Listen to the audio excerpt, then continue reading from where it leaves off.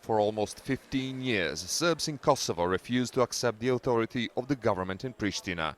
But now, the Serbian government in Belgrade is telling them to toe the line. In the northern Serbian part of Kosovska Mitrovica, they are preparing for local elections.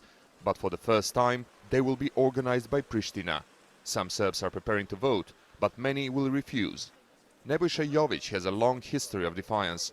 He used to be a so-called bridge watcher, a group of Serbs who organized themselves to prevent any influence reaching northern Kosovo from Pristina.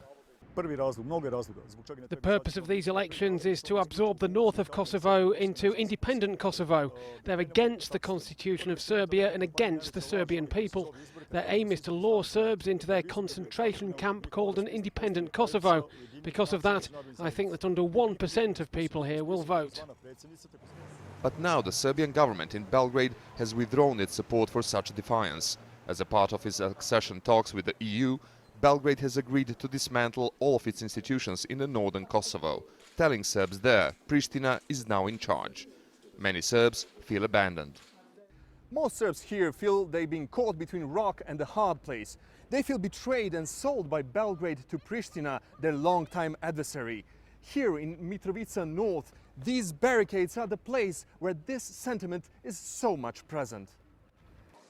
For Pristina, the fact the election is being held in north of Kosovo is more important than turnout itself.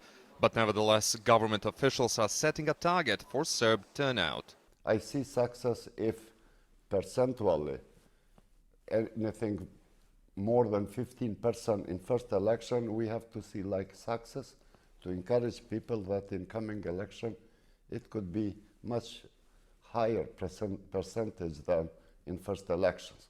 With the threat of a boycott of the elections in the north, the EU is pledging that it won't be a silent observer. Well, we're working on that they don't fail. I think they're not easy elections. They're not easy elections for people there. It's not easy for people there to see how their lives will improve after the elections. And we believe and we will make sure that the life will improve. In recent days, the tension has risen. Some Serbs willing to vote have been intimidated. It's not clear how far the boycott movement will go to derail the vote. Aljosa, Milenkovic, Al Jazeera, Pristina.